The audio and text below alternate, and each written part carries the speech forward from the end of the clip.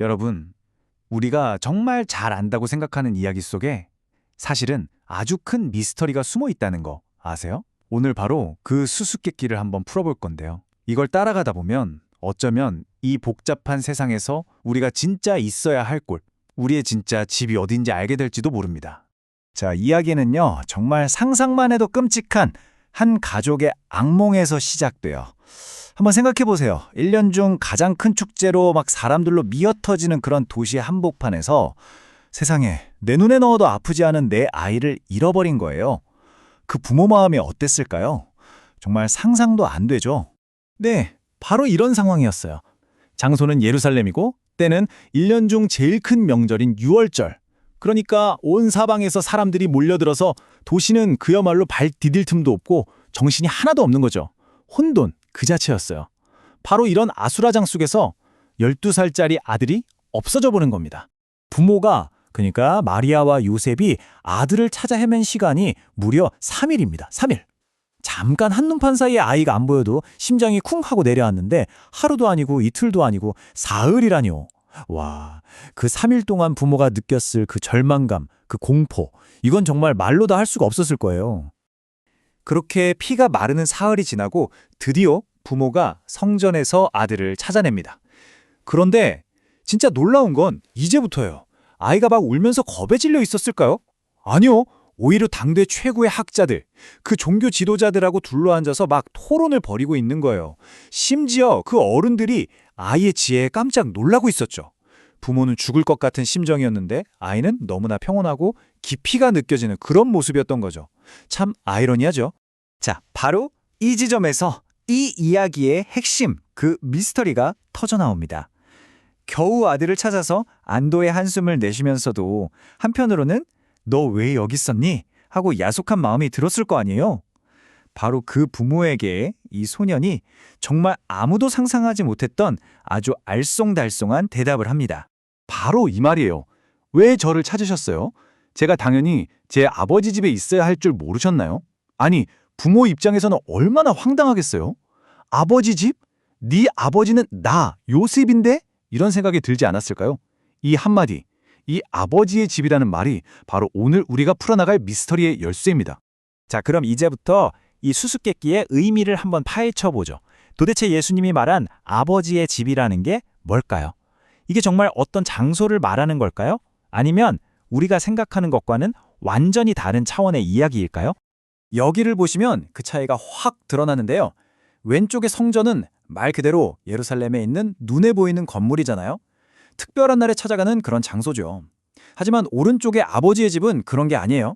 이건 어떤 건물이 아니라 하나님과 늘 함께하고 있는 상태, 그 관계 자체를 말하는 거예요. 그러니까 가끔 방문하는 별장이 아니라 내가 늘 살고 있는 나의 집 같은 거죠.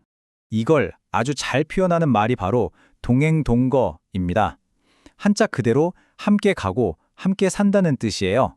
무슨 말이냐면 내 몸은 지금 사무실에 있든 길 위에 있든 상관없이 내 마음, 내 영혼의 중심은 언제나 하나님 아버지와 함께 있는 거죠.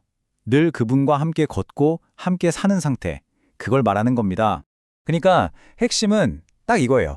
내 몸의 주소지가 어디냐. 이게 중요한 게 아니라는 거죠. 진짜 중요한 건 내 마음의 주소지.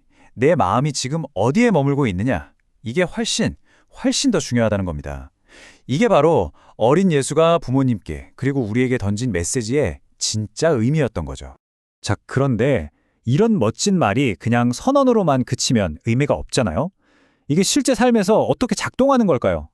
놀랍게도 예수님은 이 아버지의 집이라는 개념을 말로만 한 게 아니라 당신의 삶 전체로 직접 보여주셨어요.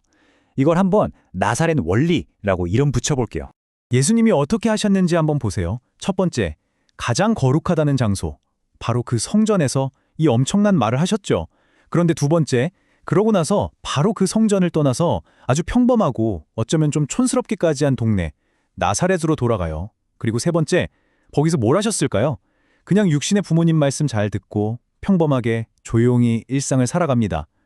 이 모든 행동이 바로 네 번째, 가장 중요한 사실을 증명하는 거예요. 아, 아버지의 집이라는 건 어떤 특별한 장소에 갇혀 있는 게 아니구나. 이건 내 마음속에 지니고 다니는 일종의 휴대용 성전 같은 거구나 하는 걸 보여주신 거죠. 이게 우리한테 주는 메시지가 정말 강력해요. 진짜 거룩함이라는 건 무슨 특별한 장소나 특별한 시간에만 있는 게 아니라는 겁니다. 오히려 진짜는 시끄러운 사무실, 정신없는 집안일, 그 가장 평범한 내 삶의 현장에서 하나님과의 연결, 그 끈을 놓지 않는 것. 바로 그게 진짜 아버지의 집에서 사는 거라는 거죠. 자, 그럼 이제 이 오래된 이야기를 지금 여기를 살아가는 우리에게로 한번 가져와 볼까요? 이건 그냥 옛날 이야기가 아니에요. 이건 바로 지금 이 영상을 보고 계신 여러분 각자에게 던져지는 질문이기도 합니다. 한번 솔직하게 생각해 보세요.